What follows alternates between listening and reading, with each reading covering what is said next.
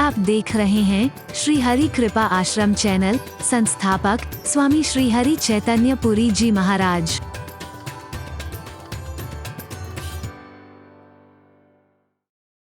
सुंदर न होते हुए भी जिसके अंदर नैतिकता है, जिसके अंदर चारित्रिक बल है, जिसके अंदर सद्गुण है, जिसके अंदर दिव्यताएं हैं, जिसके जीवन में मर्यादाएं हैं, जीवन में आदर्श हैं, मैं दावे से कह रहा हूं सुंदर से सुंदर व्यक्ति भी उसके साथ फीका लगेगा। दावे से कह रहा हूं। बाकी बिहारी की मूर्ति को जो देखते हैं ना, किसी और की होती है ऐसी तो अयो फिर कोई देखने को भी तैयार नहीं होता जी। हरि बोलना। कैसी काली कलूटी और ऐसे मोटे मोटे मोटे मोटे नैना, और लोग क्या कहते हैं, हाय नजर ना लग जाए, होए होए होए नजर ना लग जाए, बाके बिहारी तेरे कारे कारे मोटे मोटे ने नजर ना लग जाए, होए होए होए जय हो नजर ना लग हो।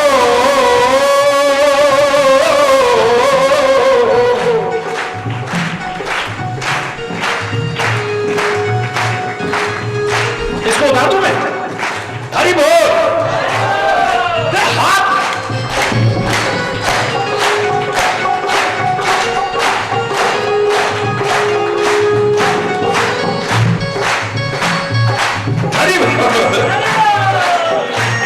तुम गोरे होते तो क्या होता मोहन, एक और भजन है ना, तुम गोरे होते तो फिर क्या होता मोहन, तेरी सांवरी सूरत ने घायल कर डाला है, तेरी सांवरी सूरत ने घायल कर डाला है।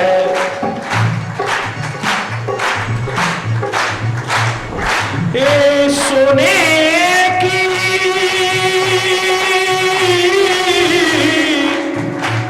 सोने की होती तो फिर क्या होता मोहन, सोने की होती तो क्या होता मोहन, ये बांस की होकर भी इतना तड़पाती है, ये बांस की होकर भी तेरी सांवरी सूरत पे दुनिया मर जाती है, तेरी सांवरी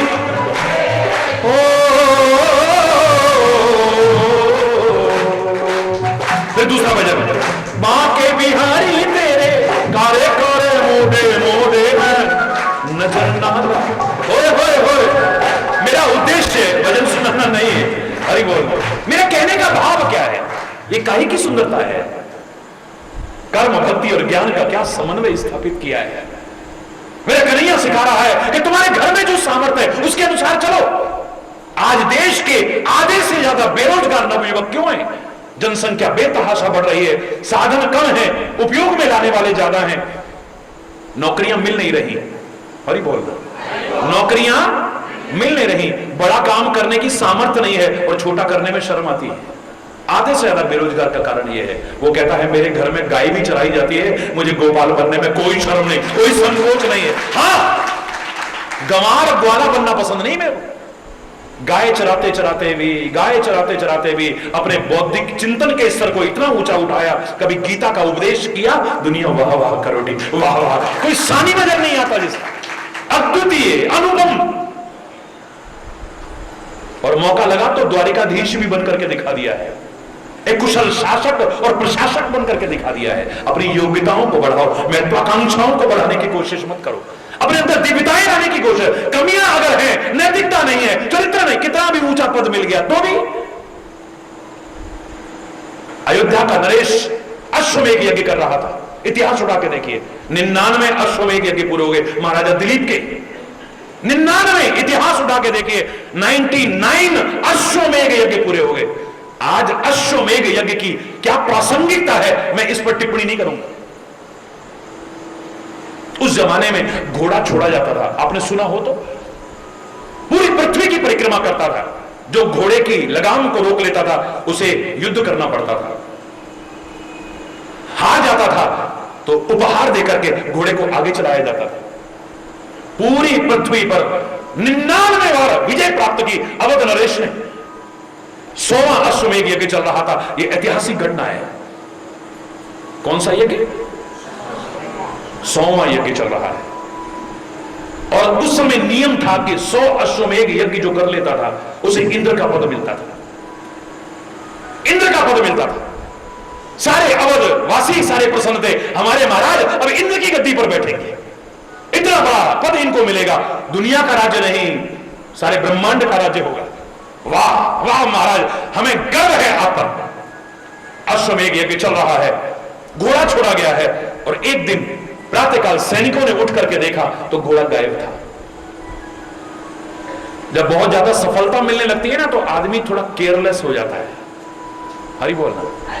हाँ, पिछली बार भी मेरे 98% आए थे, मेरे लिए क्या मुश्किल है, ऐसे बच्चों को फेल होते देखा है हमने।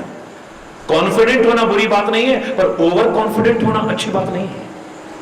हमारे लिए ये क्या है, हमारे लिए ये क्या है, इसको तो हम यूं कर देंगे।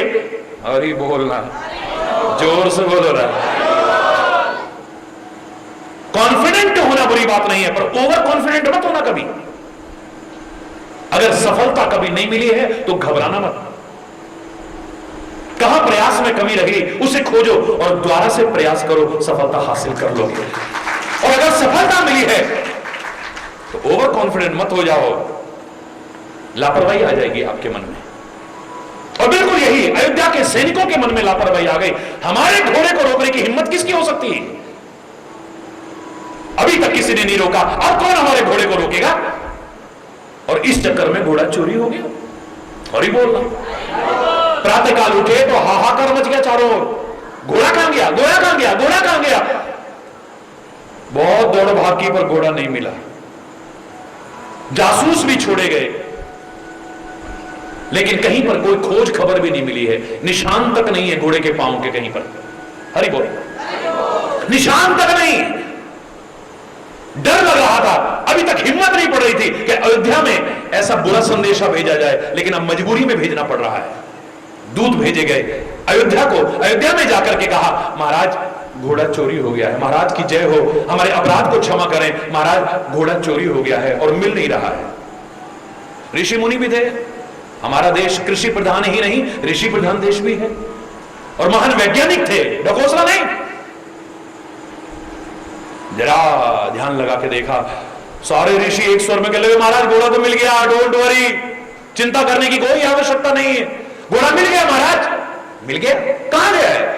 बोले घोड़ा इंद्र चोरी करके ले गए, क्योंकि आपको इंद्र का पद मिलने वाला था, उसे डर लगा मेरी कुर्सी कहीं। और ही बोल लो, इंद्र चोरी करके ले गया है। महाराज आप संदेशा भेजिए, इंद्र घोड़ा वापस करेगा, अन्यथा हमारी सेनाएं युद्ध करने के लिए तैयार है। महाराज बोले यज्ञ बंद कर दिया जाए। हैं? यज्ञ बंद कर दिया जाए? अवध नरेश कहते हैं यज्ञ को बंद कर दिया जाए, मुझे अब यज्ञ नहीं करना है। क्यों महाराज? 99 अश्वमेध यज्ञ पूरे हो गए, 100वां पूरा होने वाला है, और आप कहते हैं कि अब यज्ञ नहीं करना है। बोले इस यज्ञ को करके पूरा करके ज्यादा से ज्यादा इंद्र का पद मिल जाएगा ना, और इंद्र का इतना ऊंचा पद पाके भी अगर चोरी जैसी छोटी छोटी आदतें भी ना गई तो धिक्कार है ऐसे पद पर। मुझे ऐसा इंद्र पद नहीं चाहिए। अगर छोटी छोटी बुराइयों को, छोटे छोटे व्यसनों को, छोटी छोटी कमियों को भी मैं दूर न कर पाया, धिक्कार है ऐसे पद पर, मुझे नहीं चाहिए। धर्म के मार्ग पर चलते हुए, सत्य के मार्ग पर चलते हुए, न्याय के मार्ग पर चलते हुए, सत्संग के अनुयायी होते हुए, गुरु की शरण में आकर के भी, परमात्मा के भक्त कहला करके भी, फिर भी जीवन की विकृतियां और विकार दूर न हुए, हमारे अंदर नैतिकता और चारित्रिक बल का उत्थान न हुआ, तो भगवान कृष्ण का साथ मिला। नाम लेकर के दुख दूर हो जाते हैं पांडवों को, लेकिन सारा जीवन संघर्ष में जीवन जीते रहे, सारा जीवन इतने कष्ट, इतनी विपदाएं, इतनी मुसीबतें, इतनी प्रतिकूलताओं का दौर। आखिर क्यों? भगवान ने सिखाया कि जुआ खेलो, भगवान का साथ पाकर के भी जुआ खेल रहे हो, भगवान का साथ पाकर के भी तुम अभी तक अपनी औरत तक को दांव पर लगा रहे हो, कितना अंधेर कर रहे हो तुम। भगवान का साथ पाकर के भी तुम्हारी बोली तक में परिवर्तन नहीं आया अभी।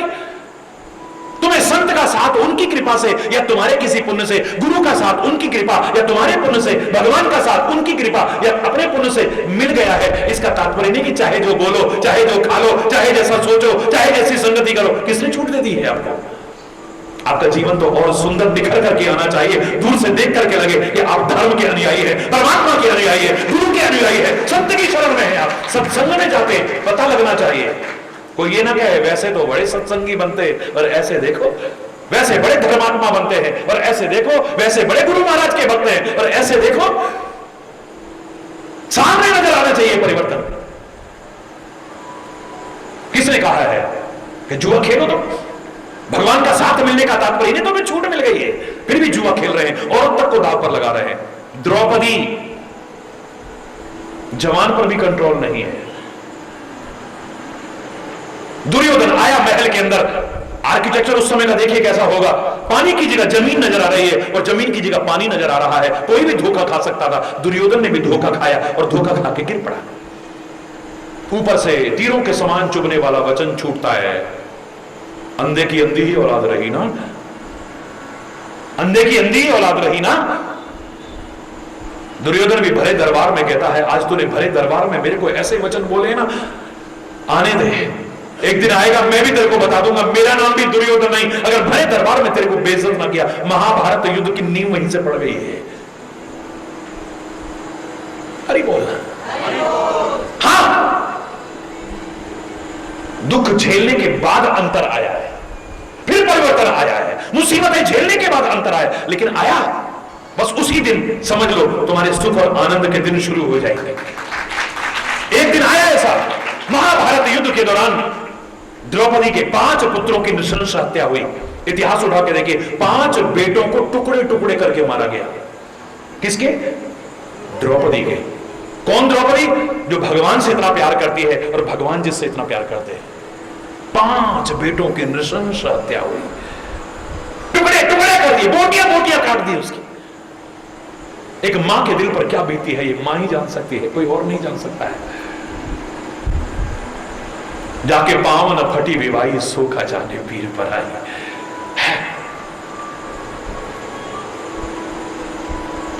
रो रही है, बिलक रही है, विलाप कर रही है। भगवान को याद किया है। इस दुख की घड़ी में भगवान तुरंत आते हैं। अपना दुखड़ा रोया। भगवान कृष्ण लेते हैं पांडवों को साथ में और जाकर के अश्वत्थामा को पकड़ करके बांध करके ले आते हैं, क्योंकि अश्वत्थामा ने उनके टुकड़े किए थे। अश्वत्थामा को पकड़ा, उसे बांध करके ला करके द्रौपदी के चरणों में डाल दिया। द्रौपदी, एक मां का अपराधी तुम्हारे चरणों में पड़ा है, जो सजा तुम देना चाहो दे सकती है। अवस्था में है, हिल भी नहीं सकता है। अश्वत्थामा पड़ा हुआ है द्रौपदी के चरणों में, रोती बिलखती, आंखों में आंसू भरे हुए द्रौपदी कहती है, इसे खोल दो। भीम कहता है, क्या कह रही हो द्रौपदी? नकुल सहदेव कहते हैं, क्या कह रही हो द्रौपदी? अर्जुन भी कहता है, द्रौपदी तुम क्या कह रही हो? यहां तक कि आज धर्मराज कहलाने वाला युधिष्ठिर भी कह रहा है, क्या कह रही हो द्रौपदी? तुम हम इसे जीत करके लाए हैं, बांध करके लाए हैं, तुम्हारे चरणों में तुम्हारा अपराधी पड़ा है, जो सजा देना चाहो इसे दे दो, टुकड़े टुकड़े कर दो इसके। आज परमात्मा के साथ का परिणाम नजर आ रहा है, धर्म के साथ का परिणाम नजर आ रहा है द्रौपदी के जीवन में। और इंसान वही है जो गलतियों को द्वारा न दोहराए। गलती का सबसे बड़ा प्रायश्चित व्रत करना नहीं है, उपवास करना नहीं है, शरीर को दंड देना नहीं है, दान पुण्य करना नहीं है, तीर्थ यात्रा नहीं है। गलती का सबसे बड़ा प्रायश्चित है गलती का रिपीटेशन ना हो, पुनरावृत्ति ना हो। बड़ी से बड़ी गलती क्षमा हो सकती है, फिर दोहराने की कोशिश ना हो। द्रौपदी कहती है, खोल दो इसे, दीनहीन हालत में मुझसे नहीं देखा जा रहा, इसे खोल दो। नहीं द्रौपदी, ये तलवार पकड़ो, इसके टुकड़े टुकड़े कर डालो। तुम्हारे 5 बच्चों की हत्या की है इसने, इसे खोल दो और युद्ध भूमि में इसके साथ चाहे जो करना तो। लेकिन एक मां ऐसा कैसे कर सकती है? मैं जानती हूं कि औलाद के मरने पर क्या होता है, इसलिए किसी और मां को अपने हाथों से उसकी औलाद को मार करके रोने को बाध्य नहीं कर सकती हूं मैं। ले जाओ इसे, छोड़ दो। एक मां इसकी हत्या नहीं कर सकती है, एक और मां को रोते हुए बिलखते हुए नहीं देख सकती।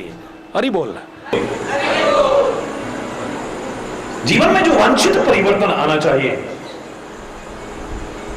धर्म की शरण में विशेष तौर से, अध्यात्म की शरण में विशेष तौर से से, सत्संग की शरण में, गुरु की शरण में विशेष तौर से अगर वो नजर ना आया तो जो सुख और आनंद हम चाहते हैं वंचित रह जाएंगे उससे। जो मैं नहीं चाहता आप वंचित रहो, क्योंकि हमारी तो कामना है सुखी बसे संसार सब, दुखिया रहे न कोई, यह अभिलाषा है प्रभु मेरी पूर्ण होए। सर्वे भवन्तु सुखिनः, सर्वे सन्तु निरामया, सर्वे भद्राणि पश्यन्तु मां कश्चित् दुख भाग भवेत्। नानक नाम चढ़दी कला, तेरे पाणे सर्वत्र भला। सबका भला हो, सब सुखी हो, सब समृद्ध हो, खुशहाल हो, लेकिन कैसे हो पाओगे?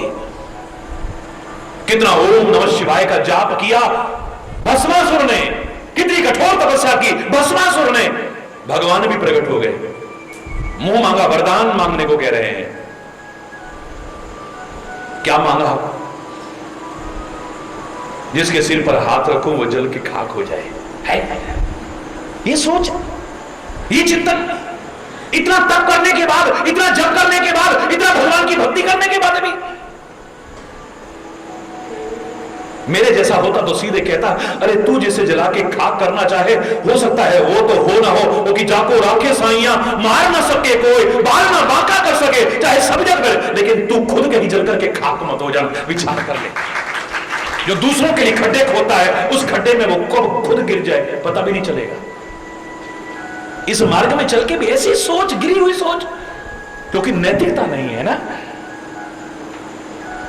कैरेक्टर का मतलब एक ही नहीं होता है। आप कैरेक्टर का तात्पर्य एक ही, हरि बोल, कैरेक्टर नहीं है, इंसानियत नहीं है, मानवता नहीं है। क्या परिणाम हुआ?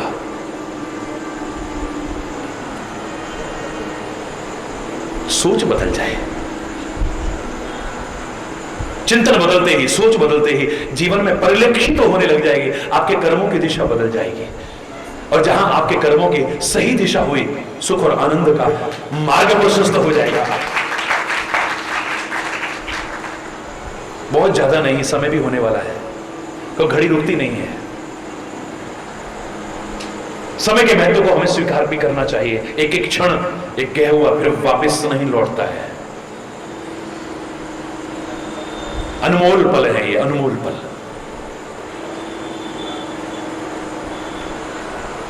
नैतिकता का अगर स्वरूप का दर्शन करना चाहो तो मैं इतना ही कह सकता हूं, कोशिश करना किसी का भला करने की, न कर सको कम से कम किसी का बुरा करने की कोशिश मत करो। कोशिश करना किसी को अमृत पिलाने की, यानी किसी को जीवन दान देने की, नहीं दे सकते हो कोई बात नहीं, कम से कम किसी का जीवन लेने की कोशिश मत करना। कोशिश करना सत्य बोलने की, मधुर सत्य बोलने की, हितकारी सत्य बोलने की। अगर न बोल सको कठिन झूठ बोलने की कोशिश मत करना। कष्ट पाके भी किसी को सुख पहुंचा सको तुम्हारे सौभाग्य है, और न कर सको कम से कम अपने सुख के लिए किसी को मुसीबत में डालने की कोशिश मत करना। कोशिश करना देवताओं जैसा जीवन बनाने की, न बनाओ तो कम से कम राक्षस बन करके मत मरना। कोशिश करो भगवान जैसा जीवन बनाने की, न बन सके कम से कम इंसान तो बन जाए, और इंसान भी ना बने कोई बात नहीं, कम से कम शैतान और हैवान बनने की कोशिश न करें। किसी गिरते को उठाने की कोशिश करे, न उठा सके किसी उठते को गिराने की कोशिश न करे। इतना भी हो गया, हमारे अंदर नैतिकता का, हमारे अंदर चारित्रिक बल का विकास होगा। दावे से कह रहा हूं, जीवन कितना दिव्य, आदर्श और महान बनेगा शायद सोचा भी न हो आपने। और बन जाए, सबके अंदर राष्ट्रीयता आए, मानवता आए, नैतिकता आए, प्यार, एकता, सौहार्द सबके अंदर आए, हर ओर सुख, शांति, समृद्धि और खुशहाली का साम्राज्य हो, यही कामना करते हुए अगर कोई गलत शब्द निकला हो उसके लिए क्षमा चाहते हुए समय अभाव के कारण यहीं पर अपनी वाणी को विराम दूंगा। एक बार जोर से बोलेंगे धर्म की, जोर से धर्म की, अधर्म का, प्राणियों में विश्व का, गौ माता की, भारत माता की, गंगा माता की, संत समाज की, भारत की देवियों की, भक्त समाज की,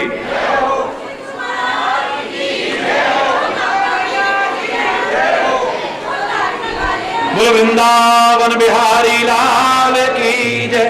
जय जय श्री राधे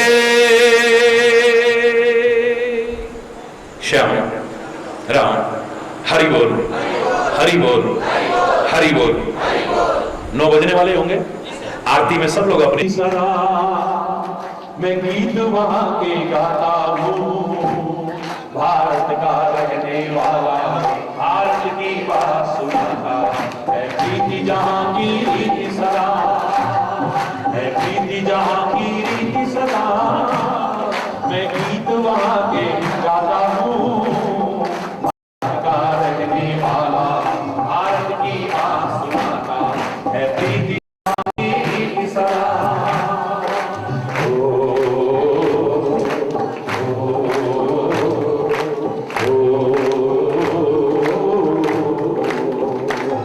काले गोरे का भेद नहीं, हर दिल से हमारा नाता है। ओ काले गोरे का भेद नहीं, हर दिल से हमारा। ओ कुछ और न आता हो हमको, हमें प्यार निभाना आता है। कुछ और न आता हो हमको, हमें प्यार निभाना आता है। इस धरती पे मैंने जन्म लिया, इस धरती पे मैंने जन्म लिया। ये सोच के मैं इतराता हूँ। भारत का रहने वाला, भारत की बात सुनाता है। प्रीति जहां की रीति सदा।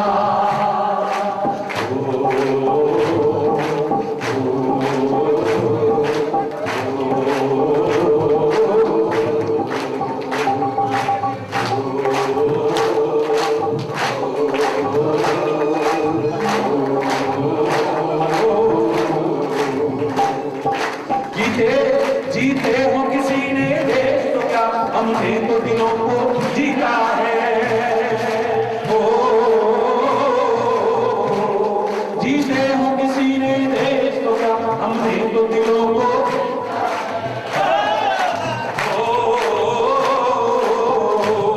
जहाँ राम अभी तक है नर में, नारी में अभी तक सीता है।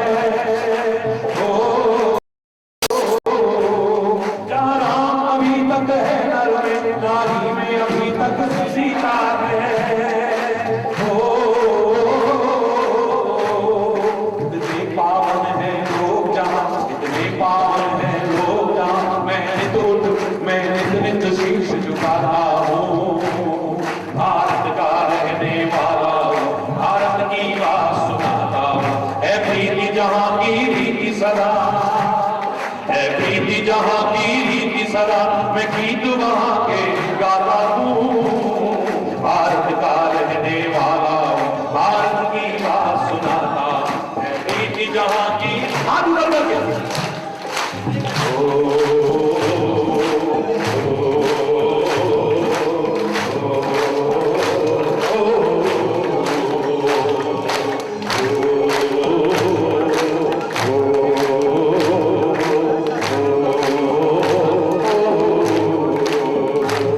इतनी ममता जहां नदियों को भी माता कह के बुलाते हैं।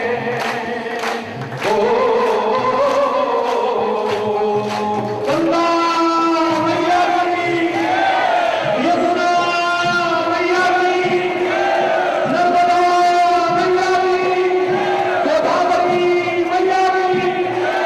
इतनी ममता जहां नदियों को भी माता कह के बुलाते हैं।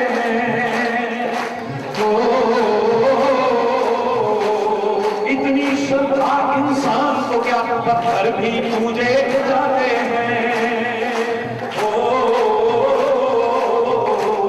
जिसे जान चुकी सारी दुनिया, जिसे मान चुकी सारी दुनिया। मैं बात वही दोहराता हूँ। भारत का रहने वाला, भारत की बात सुनाता है। प्रीति जहां की रीति सदा है, प्रीति जहां की रीति सदा है, प्रीति जहां की रीति सदा।